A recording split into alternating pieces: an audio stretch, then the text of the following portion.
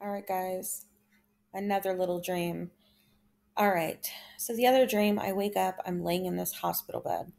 First, I wasn't sure if I was in a hospital or not because I couldn't really see the bottom of the bed. I just knew I was laying there and I heard a lot of voices outside my door. Okay, a couple of guys walked in. They weren't wearing doctors' outfits, they were in suits, which was bizarre. I couldn't really understand it. And they came around next to me and pulled my covers back. Now, when they pulled my covers back, this is terrifying, right? The room didn't look like this. It looked normal and white. Um, but I literally looked like this. I was in a gown. I didn't have anything on my head, but I was in a gown. I had the straps like I was a psycho crazy person. Okay, like they were about to torture me. So they pulled the covers back and they exposed my thighs here.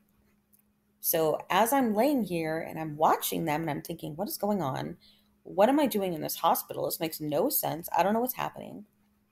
They come in and they're saying, are you ready to cooperate with us? You don't need to be afraid. This is for your own good. Everything you would see out of a freaking horror movie. So one of them stands next to me and he's holding my gown up to expose my thigh. The other one is over here drawing up medication.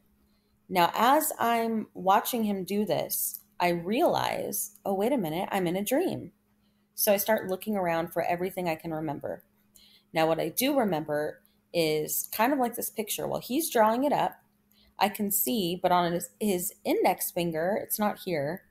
This is going to sound weird, but he had a ring there. It looked like a big, huge sterling silver ring with a big red stone. I don't know. It's weird, almost like when you see those class rings, but almost even bigger. So it was all silver and a red stone. He's drawing up this liquid that's yellow, just like this. And here it said something.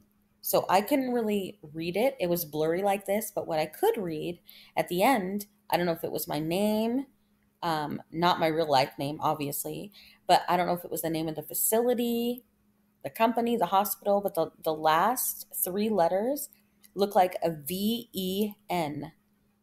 Not real sure about a V, but I know it had an EN, and I couldn't make out the rest at all.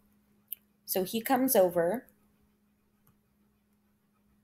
proceeds to come over and stab me in the thigh with this injection. Now, automatically, I start hallucinating. So things become warped, twisted. The men are shadowy. Um, they tell me that I will cooperate and that not for long, I won't be angry for long. Don't worry about it. He then starts telling me not to worry about being infertile, that it's for my own good. Um, I don't know what was happening, if this was forced vaccination, like if is this going to happen in real life, but I knew that it was going to render me sterile, unable to have children, and I knew it was tripping me out. I began to argue, and I told them, "What is? I don't understand this. I'm not cooperating. Get away from me." And they're like, "Before long, you'll see it my way." So they stab me again, and the hallucination is more like an acid trip. And they begin to laugh, and their face begins to morph and shapeshift. And I mean, I don't know. It was insane. But they just kept injecting me. They kept repeating the same shit over and over. It's for my own good. Don't worry about having children. This is for the greater good. It was insane. It was insane. By the time I woke up, those were the details that I could remember. Then I started wondering if this is what was going to happen with all of us that refuse to get a vaccine because inevitably they're going to announce it.